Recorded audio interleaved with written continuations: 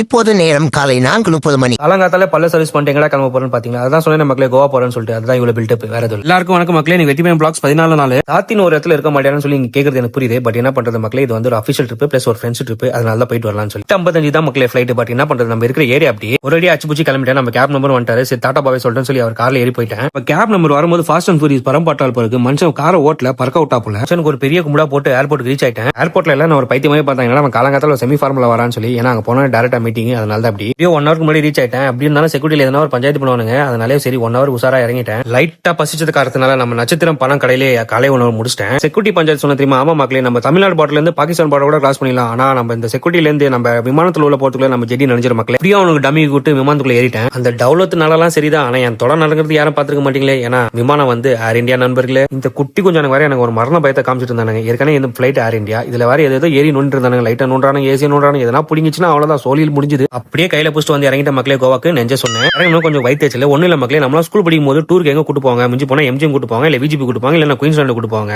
என்னால வந்து குயின்ஸ்லாந்து போய் தான் ஃபர்ஸ்ட், வேற எதுவுமே கிடையாது மக்களே. ஆனா இந்த குட்டி கொஞ்சம் ஸ்கூல் டூர் வந்து கோவா கூட்டு வந்திருக்காங்க மக்களே. இது வயிற்றுச்சலா இல்ல வேற எதனா ஆச்சுனா நீங்களே சொல்லுங்க. சரி நல்லா இருக்கடான்னு சொல்லி நம்ம கமிச்ச வண்டி வந்துச்சு. அதை தட்டி நான் ரூம் கிளம்பிட்டேன். அது ரூம்னு சொல்ல முடியாது, ஒரு வீடு தான். அப்படி இப்படின்னு சொல்லி வீட்டுக்கு வந்து சேர்ந்தாச்சு. அடுத்த 3 நாள் இங்க தான் மக்களே டேரா. காலை உணவுல ஏழாயிரமா போயிடுச்சு. சரி மதியம் உணவு ஒழுங்கா சாப்பிடலாம்னு சொல்லி நம்ம பிள்ளைங்க எல்லாம் கூப்பிட்டு ரெஸ்டாரண்ட்டுக்கு போயிட்டேன். அந்த உணவு வந்து ரொம்ப பயங்கரமா இருந்துச்சு மக்களே. சாப்பிட்ட முடிச்சு கையோட நம்ம பார்ட்னரை போய் பார்க்க போனோம். ஏன்னா அவர் தான் வந்து நான் கிட்டத்தட்ட ஒரு 6 வருஷமா ஆஃப்லைன்ல வச்சிருக்கேன். அவர் யாருன்னு காமிக்க முடியாது மக்களே, மன்னிச்சுக்கோங்க. அவரும் லொகேஷன் ஷேர் பண்ணிட்டாரு. அந்த இடத்துக்கு போய் ரீச்சும் ஆயிட்டேன். ஏன்டா இதாண்டா மீட்டிங் இடமா நீங்க கேட்கலாம். சாரி மக்களே, அவர் லொகேஷன் அமைச்சது வேற ஏதோ, நான் ஏதோ வேற எதுக்கு வந்துட்டேன். நம்ம கூகுள் லைஃப் பண்ண வேலை இது. மீட் எல்லாம் சக்சஸ்ஃபுல்லா முடிச்சுட்டு இவன் எந்த ஒரு போனாலும் எங்கெல்லாம் மாட்டிக்கிறான். ஏதோ ஒன்று வந்து சப்பாத்தியும் கோழிக்கறி ஹைஜாக் பண்ணிட்டு ஒரு நடைய போட்டு மட்டையாயிட்டேன். அதை பார்க்கலாம் மக்களே, ஃபோக்கஸா இருங்க. மிக்க நன்றி. Hello guys, my new vlog.